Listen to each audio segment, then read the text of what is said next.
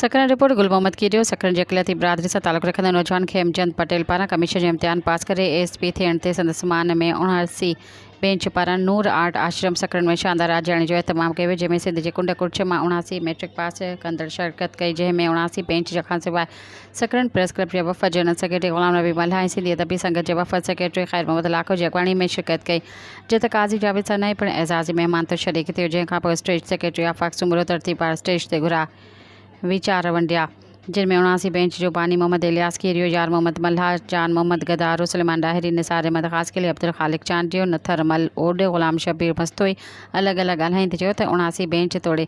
जो हर महीने अहिड़ा मोहब्बती मेला कराईंदी आहे पर अॼोके प्रोग्राम में ASP खेमचंद पटेल जे मान में रखियल आजणी कचहरी खे चार चट लॻाए छॾिया आहिनि। प्रोग्राम में महफ़िल जे घोट खेमचंद ॻाल्हाईंदे चयो त मां शुक्रगुज़ार आहियां 79 बेंच वारनि जो जिन मान ॾिनो आहे मां दोस्तनि खे यकीन थो ॾियारियां त इंशाअल्लाह कोशिशि कंदी त करप्शन खां पासीरो थी करे सिंध वासी जी ख़िदमत कई। आख़िर में ASP खेमचंद जे उस्ताद ग़ुलाम नबी कीरियो सदारती ख़िताब कंदे चयो त मूंखे शागिर्द खेमचंद जे ASP थियण ते एतिरी ख़ुशी थी आहे जेका मूंखे पंहिंजे पुटु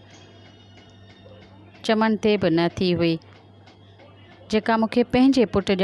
थी हुई उन खां अॻु प्रोग्राम जी मेज़बानी नूर मोहम्मद कीरियो आयल महिमाननि खे आजणो पेश कयो। प्रोग्राम दौरान ASP खेमचंद पटेल खे अजरकुन ऐं हारियुनि जो तोहफ़ा ॾिना विया।